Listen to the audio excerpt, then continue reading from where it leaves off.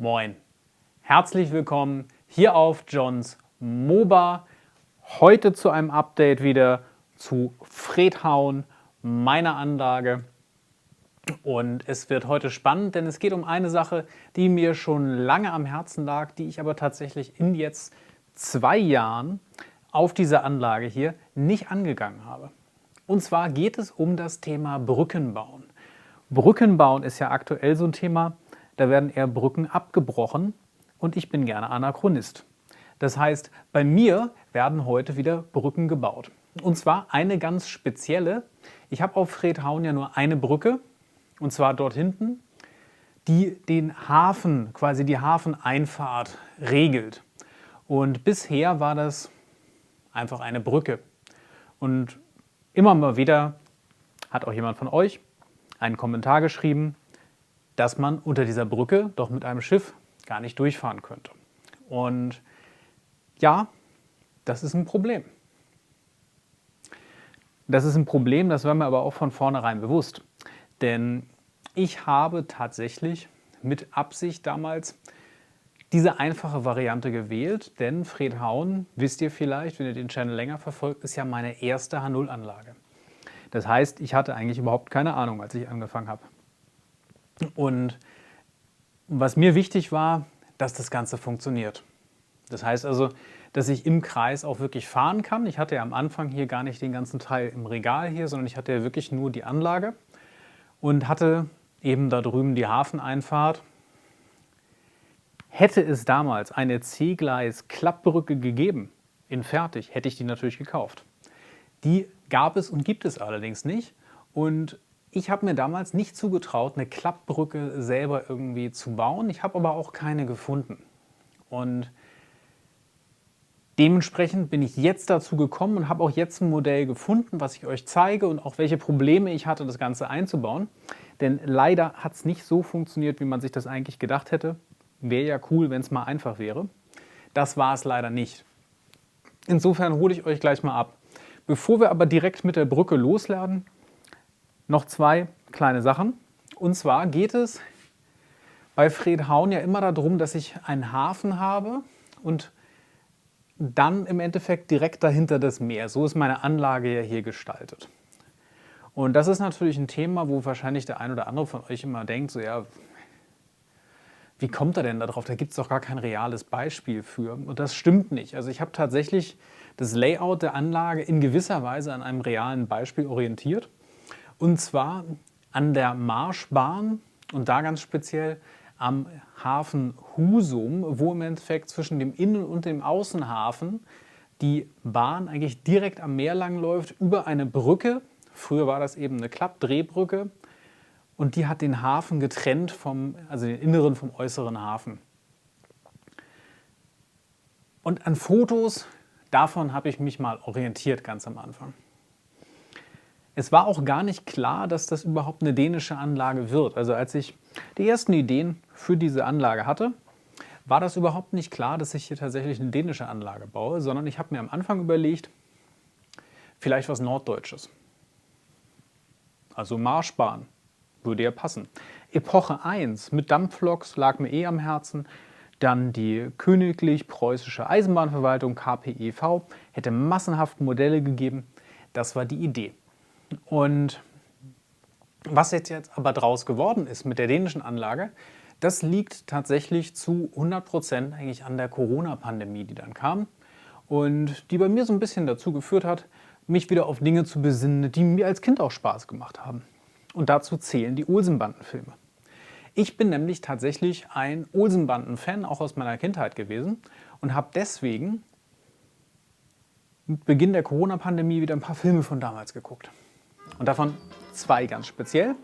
Und zwar einerseits die Olsenbande fährt nach Jütland und andererseits dann die Olsenbande stellt die Weiche. Das waren die beiden Filme.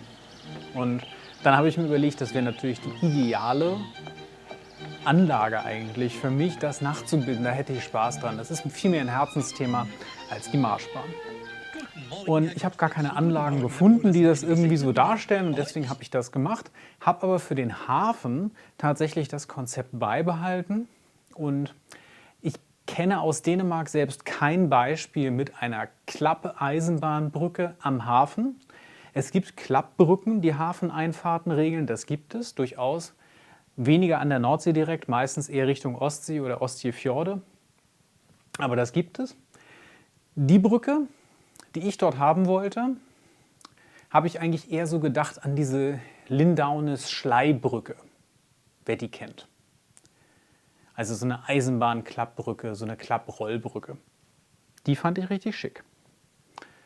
Und ich habe tatsächlich dann ein Modell gefunden nach langem Suchen jetzt, was einigermaßen passen würde. Und zwar ist das die sogenannte Pegasus Bridge. Die habe ich hier auch für euch liegen. Kann ich euch mal zeigen. Und so sieht das Ganze nämlich aus. Das ist die sogenannte Pegasus Bridge. So sieht die aus. Hier jetzt als 15 mm Modell, so steht das drauf. Das heißt also, es ist nicht 1:72, es ist eher 1:100 vom Design her. Und das hat am Ende jetzt auch zu ein paar Problemen geführt. Allerdings ging es mir darum, die Brücke im Hintergrund dort zu haben. Und da war mir lieber 1:100 als 1:72, damit das Ganze ein bisschen filigraner wirkt. Und ich habe eben von vornherein ein Modell gesucht, was wirklich filigran auch vom Aufbau her ist. Und das hatte ich in der Vergangenheit Schwierigkeiten zu finden. Ich habe dann dieses hier von Foreground aus UK gefunden.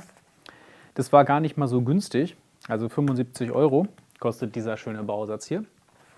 Aber ich finde, der sieht richtig, richtig schön aus, hat auch schöne Details. Das zeige ich euch gleich auch nochmal, was ich daraus gemacht habe, denn es hat ja, wie gesagt, nicht gepasst. Und das schauen wir uns jetzt einfach mal an. Ich nehme euch mit, denn von da, wo ihr jetzt seid, könnt ihr das leider gar nicht sehen, wie das Ganze hier aussieht.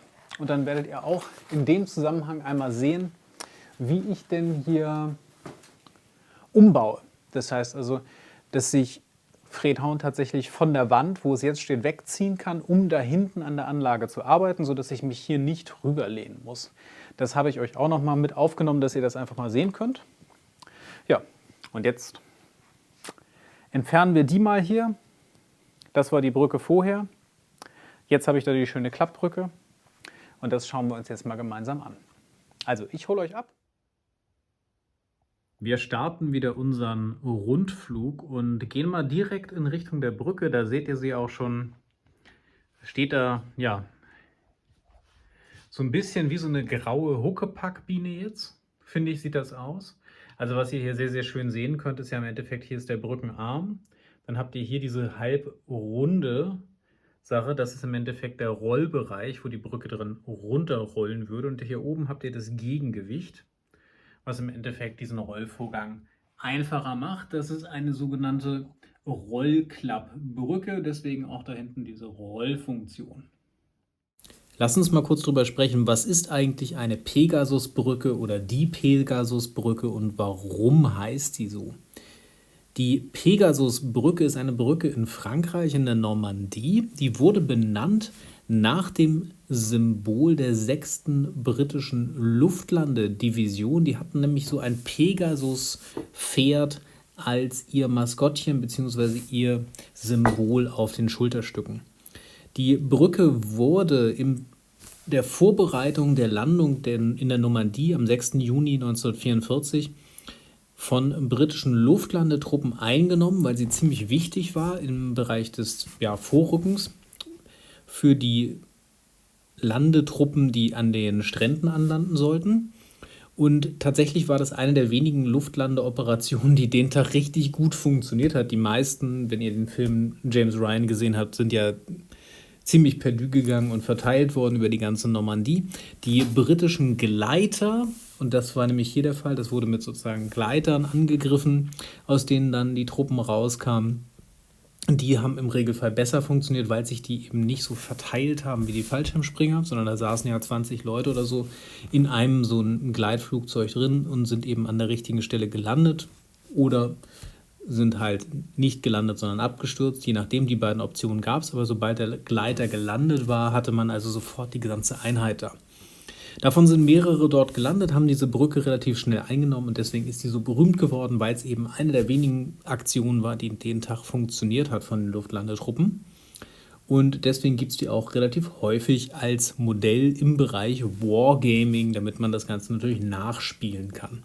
Kommt mir natürlich hier super zugute. Die Brücke damals, das Original, wurde gebaut 1935, war eine der ersten dieser Scherzer-Rollbrücken. Also Scherzer ist quasi der Designer des Ganzen gewesen. Und es gibt heute auch noch die Pegasusbrücke, das ist allerdings eine größere. Also nicht wundern, wenn ihr heute Bilder davon seht, ist die deutlich größer. Die alte war eben kleiner und ist hier von der Größe her bei mir eben auch richtig dargestellt im Maßstab 1:100. Das also mal so als kleiner Einwurf und Rückblick, warum es dieses Modell eigentlich so gibt. Und so habe ich das Ganze jetzt hier final eingepasst. Ich würde mal sagen, wir sind jetzt so bei 95% ungefähr. Das heißt, da muss ich noch ein bisschen was fertigstellen. Die Brücke ist auch, wie ihr sehen könnt, nicht klappbar. Auch das war Absicht hier. Das heißt also, man kann sie jetzt nicht ein- oder ausklappen hier, denn da liegt im Endeffekt das C-Gleis einfach über diese C-Gleis-Rampenstücke 74 618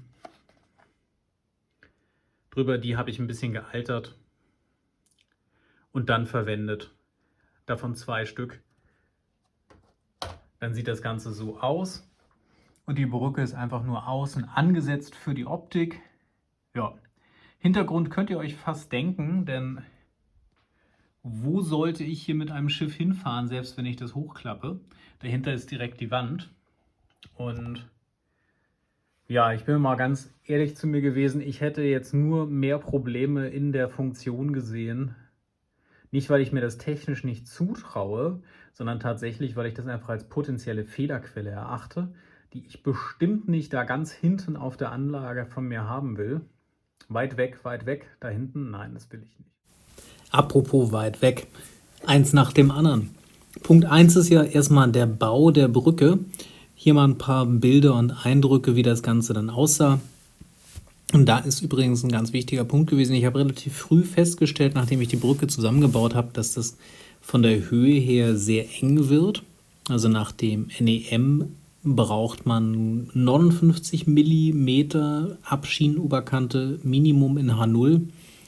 Und ich kam im absolut besten Fall auf ungefähr 50. Also da fehlten mir ungefähr fast ein Zentimeter zum NEM Lichtraumprofil und das war natürlich viel zu eng. Aber ich war zuversichtlich, dass ich das irgendwie hinbekomme und habe dann erstmal weitergemacht.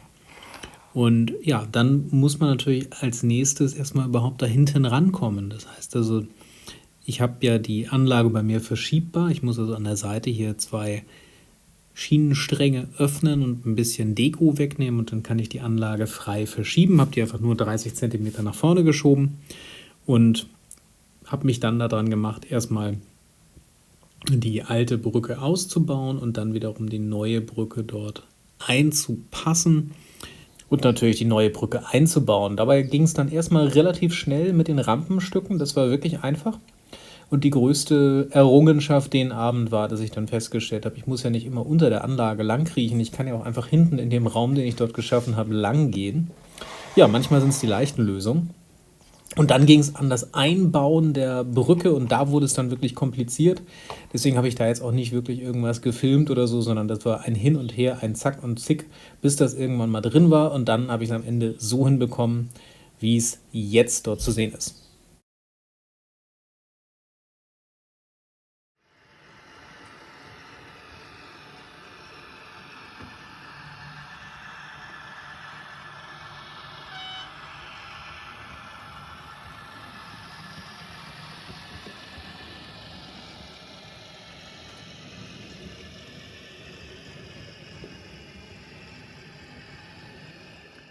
Ich werde wahrscheinlich noch ein bisschen Beleuchtung einbauen in die Brücke, ja.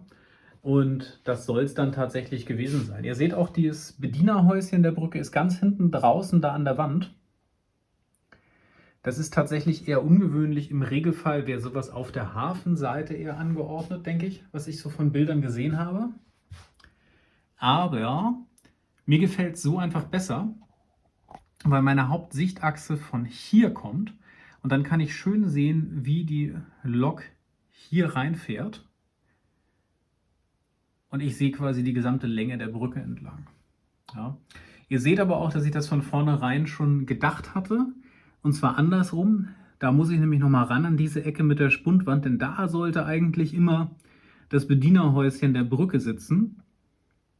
Auf dieser Ecke hier. Und da drüben war ja eine reine Naturkante, die ich noch umbauen wollte. Ja. Aber so plant man um. Mir gefällt es so besser tatsächlich.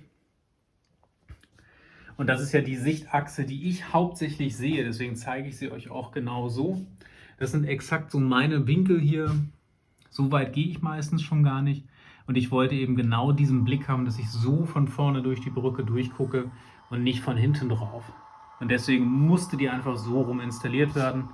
Das ist so jetzt meine, sagen wir mal, Hauptsichtachse. Und ich wollte eben aus dieser Sichtachse hier drauf schauen auf die Brücke.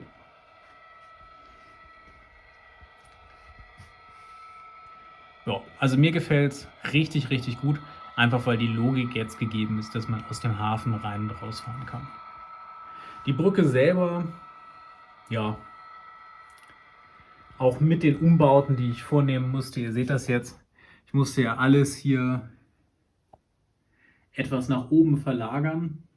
Eigentlich ist das Häuschen und das Gewicht genau eine Etage tiefer auf Höhe des, ja, mit der Treppe verbundenen Querganges, aber das hätte eben mit der Eisenbahn in der Höhe nicht mehr gepasst.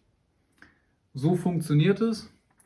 Sieht halt so ein bisschen unförmig aus, also das muss ich mir noch überlegen. Da muss ich wahrscheinlich hier in diesem Bereich einfach nochmal ran, weil es da ja noch sehr luftig aussieht jetzt. Aber ansonsten.